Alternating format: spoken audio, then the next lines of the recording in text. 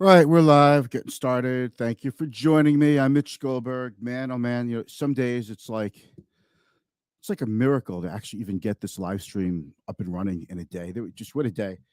I had a mishap before with my iPhone. Has that ever happened to you? And then like you have to run to the Apple store because there's no other choice. I couldn't even turn on my computer because the only way to unlock my computer is through my iPhone. It just went batshit crazy before. The screen stopped working. I held the emergency thing down because I was trying to turn it off and reset it. And then it sent an alert to my cousin who she started texting me, "Is everything okay? I got this emergency alert." And I'm like, I couldn't even respond to the text because the screen wouldn't let me do anything. But luckily, they were able to take care of it at the Apple store. So kudos to you guys. They got me in and out in like 5 minutes. When I thought I was literally, I would have rather bought a new freaking phone than to like wait for the 3 hours for the appointment tonight. And yeah, so came back here, did ready for the live stream. I've been working, whatever. Just every day is an adventure, right? So you don't know all these little things. You don't know all these little things that go on behind the scenes, but you have your little mishaps that go behind the scenes. Like I was in a golf cart last Friday that tipped over. I didn't even tell you about that. So just like we all have this stuff going on in life. It's like a problem with the kids or one of the kids or all of the kids. There's always something going on. And it's like a wonder that you get through the day. And to you, it could look like, wow, this person, for example, has their stuff together. They've got it all going on. They're doing this every day. They're doing that. Like I'm doing my live stream every day and working and talking to clients. Okay, I get it. But what you don't get is that I have all my mishaps too. It's just that I'm somehow able to manage to get through the day. And I don't really complain about it a lot. I just do it. So I'm just trying to share with you a little personal thing here that says we all have our stuff. We call it mishigas. It's a Yiddish word that means stuff, nonsense. Not that it's nonsense to us. It's, our mishigas is very important, but to somebody else, it's nonsense. Like who cares about Mitch's iPhone? But I care about my iPhone because, I rely on my iPhone. It's like if I could have my iPhone, if I could have my phone surgically implanted into my brain, I actually would do it. Like that's how much I use my phone, right? All right, so let's talk about today. By the way, while you're watching this, if you have any comments, hit me up. I'm sorry, if you have any questions, hit me up in the comments. All right, words of wisdom, words of encouragement, those are always appreciated. Thank you for joining me. I'm Mitch Goldberg. You're watching my live stream. Be the boss of your money about personal finance. Stocks soared today. The Nasdaq was up over 4%, which is a huge day. No matter how you slice, like I don't make a big deal. I'm not into hyperbole. This is huge. That's huge. This is amazing. This is so great. But today really was an amazing, great, awesome, huge, remarkable day for the Nasdaq, up over 4%. And we've been talking about this. That the VIX has been coming down. Interest rates are coming down. Long-term rates are coming down. Yesterday, if you look at the snippet that I posted today, I should have uploaded that into my rotation here today. But if you look at the snippet, the post I put on today, I put it on LinkedIn, Facebook, and Instagram. It said that it's a snippet from last week that because the good thing about the inverted yield curve, that long-term rates are lower, is that this is very good for tech stocks. It's very good for companies that are highly valued, high P ratios, things like that. All right. Growth stocks. So growth stocks are going up now, flying up. Like even Etsy was up. Like just stocks that have been absolutely pummeled have been going up. And when you're coming out of a bear market, you want to buy beta stocks that could go up the most, the ones that went down the most. And that's exactly what's happening. I'm just going to run the intro, though, and we'll give a quick update on the day, and then I'll let you guys go. But listen, you've got questions. You're curious, aren't you? Come on. You're curious. You have questions. You want to know things. That's what the comments are for. Go ahead, ask me. Make my day. Try to stump me. Try to ask me a question that I can't answer. All right? Go ahead. Do it. All right, here's the intro.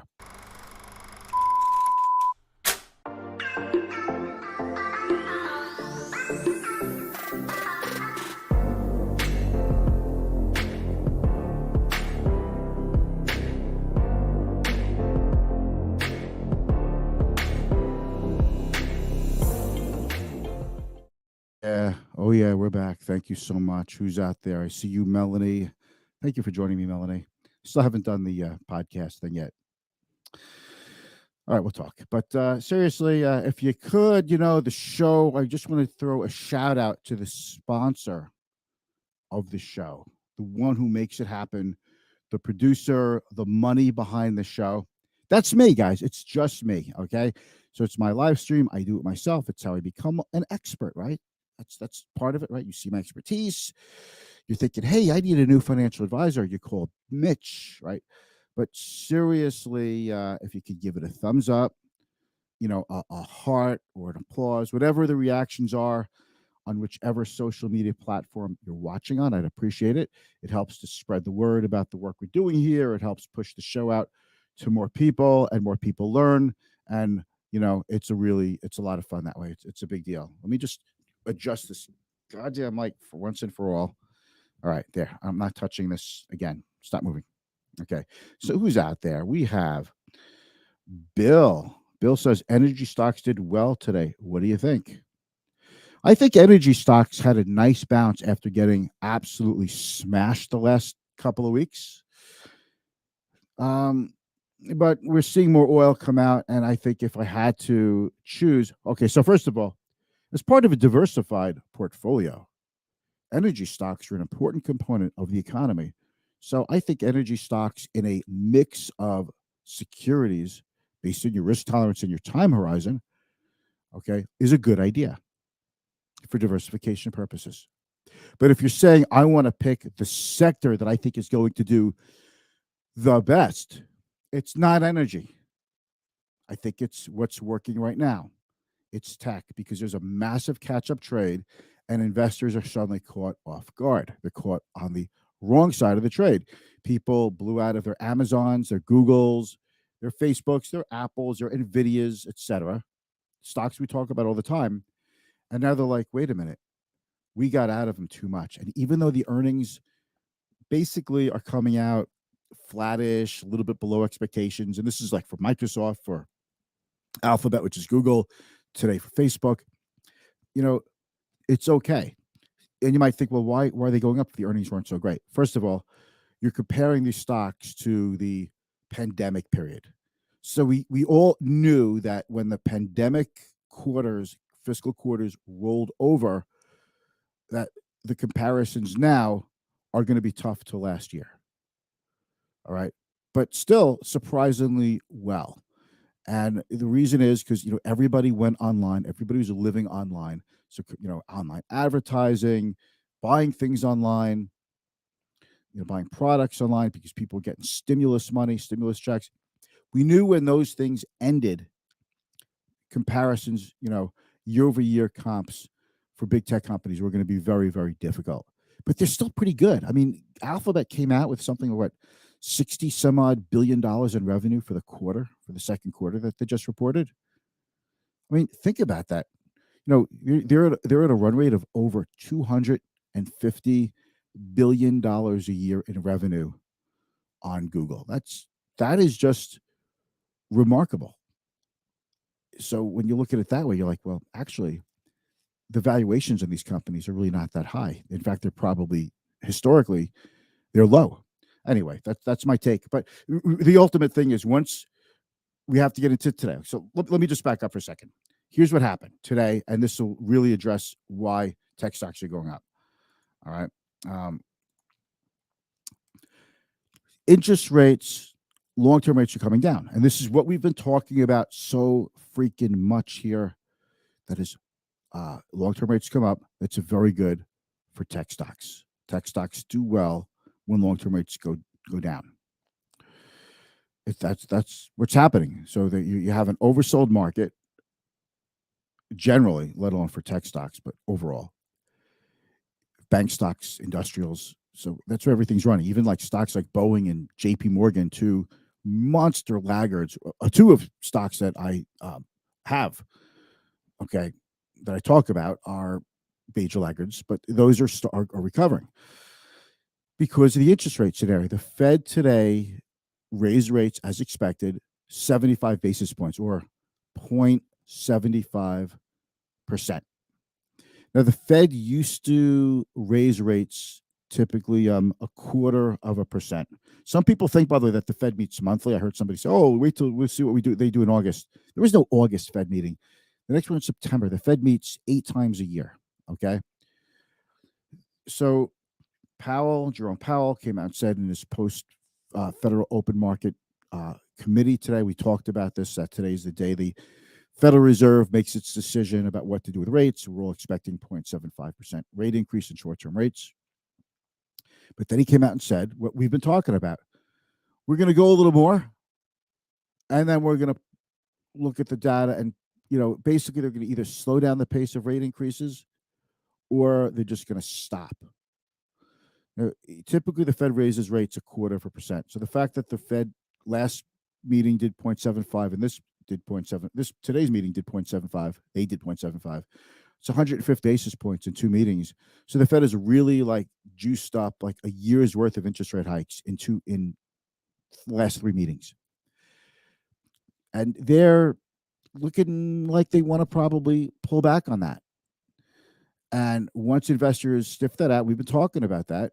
Exactly that would happen. It happened. It's happening now. Just to give you a little banter today, I just posted this the other day, but this is from my live stream like over a week ago. Just check this out. We have stay-at-home work from home stocks like Weber Grills and Home Depot getting crushed. We have Walmart getting crushed because of inflation. It's hurting consumers. It's a really pessimistic view when you look at the economy, but it's starting to get rosy when you look at the stock market. And since the stock market is typically a foreteller of better times or worse times to come, the stock market is telling you a message that the Fed is probably near the end of its rate hike cycle. Inflation has peaked, and overall, it's very bullish for the market. Even interest rates look like they have peaked and are staying lower, under 3% on the 10-year. Well, that's exactly what happened today. So let's take a look at how markets did. All right, so the Dow up 436 points, 1.37%, decent day. Nasdaq up 4%. Okay, that is, 4%. That is huge. S&P up 2.6%. Gold up a drop. Oil had a little bit of a rebound. By the way, this is one of the reasons why oil stocks are up today. But the U.S. 10-year down to 278. The VIX down to 23. If we see this 23 get below 20, we there's no question that this is a sticky rally. I think the rally's sticky, meaning that the rally's real. You could trust it, and I've been saying that for a while. So let's keep going. I know the market market's been it's tricky for a lot of people. It's just very tricky. It's tricky. It's tricky. I bet you didn't expect that. Let me know if you didn't expect that in the comments. All right, let's take a look at the bond market. Yeah, get that out of the bond market. All right, so here's a 10-year 278, the 2-year at 298. So it's still about a 20 basis point spread. But you see, rates went down today, long-term rates. This is because people anticipate the economy slowing down. We could be in a recession or heading into a recession. And it's just the best thing for the stock market right now. I know. And that's what we're having. That's what we're talking about. Weak economy, better stock market. The stock market sees an end to the Federal Reserve rate hikes. The stock market's anticipating an economic recovery in the not too distant future. And valuations are compelling, but especially compelling because interest rates on long-term yields like the 10-year yield are low. And that has nothing to do, by the way, with the Federal Reserve raising short-term rates. The Fed raising short-term rates on short-term bonds, ultra short-term bonds, is not really as related to long-term yields as you think.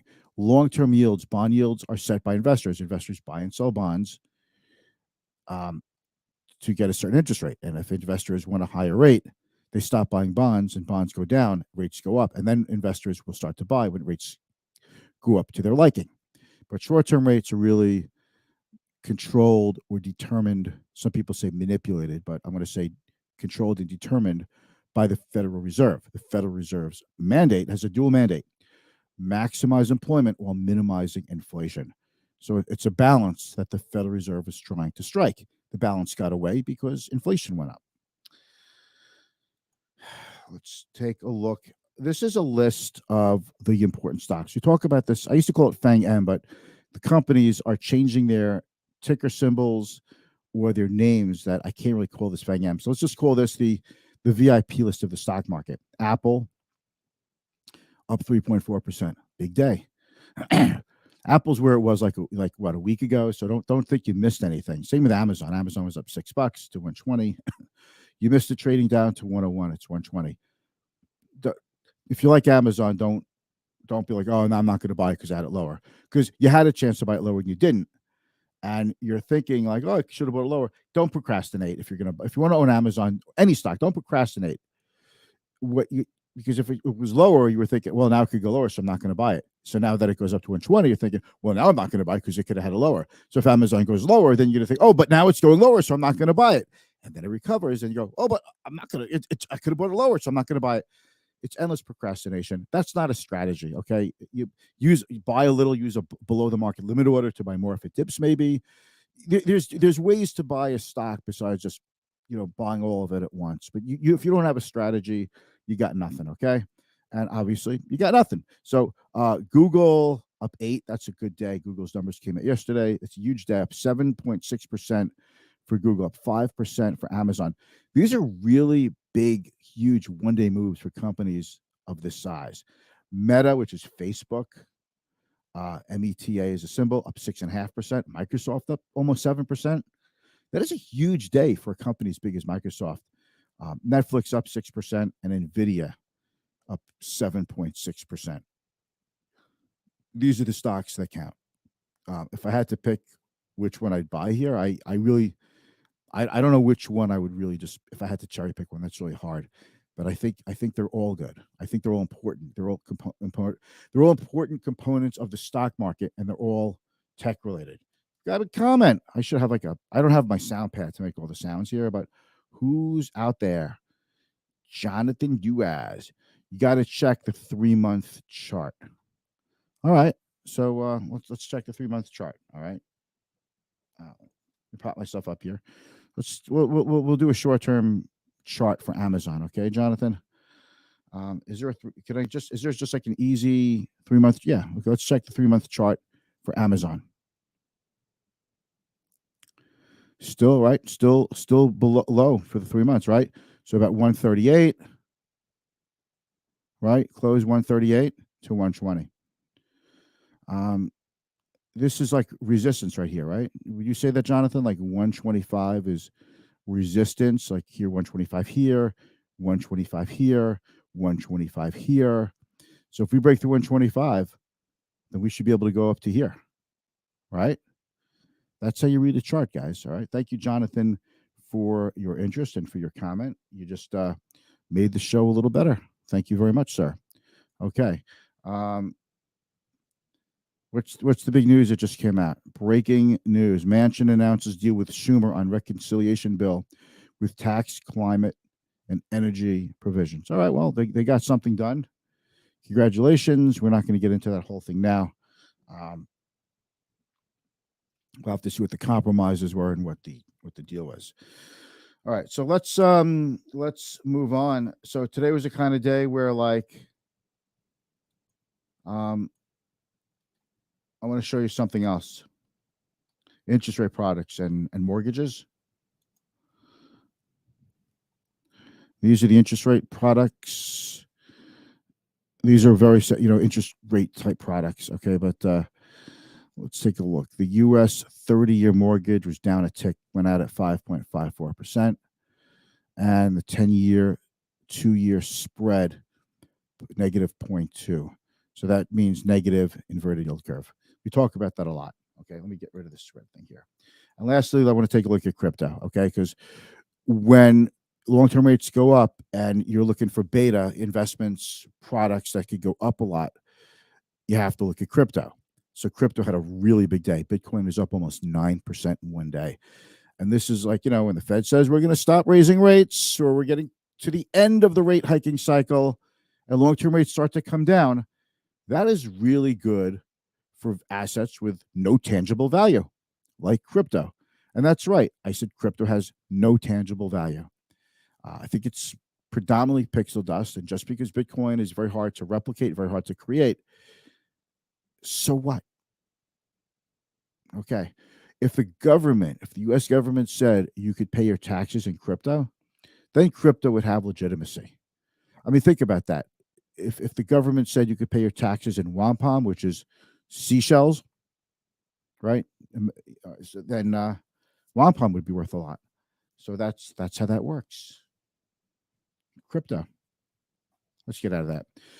So we've covered a bunch of things today, and now let's talk about interest rates a little bit. So if you have if you're paying interest rates for credit, variable products like credit card rates are going to go up. Adjustable rate mortgages, if you're out of the fixed rate period, those should go up. New adjustable rate mortgage interest rates, the starting rate for like the 7-year, the 10-year mortgage rate products, those will be going up.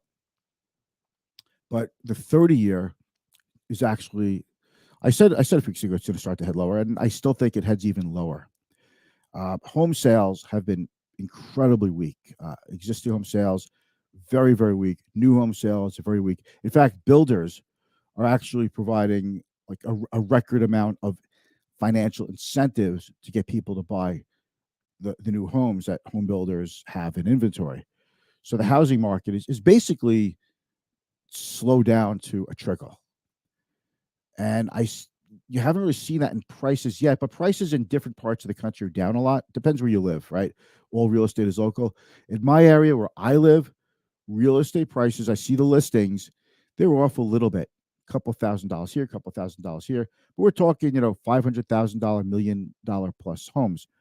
But I think you haven't seen the end of home prices coming down.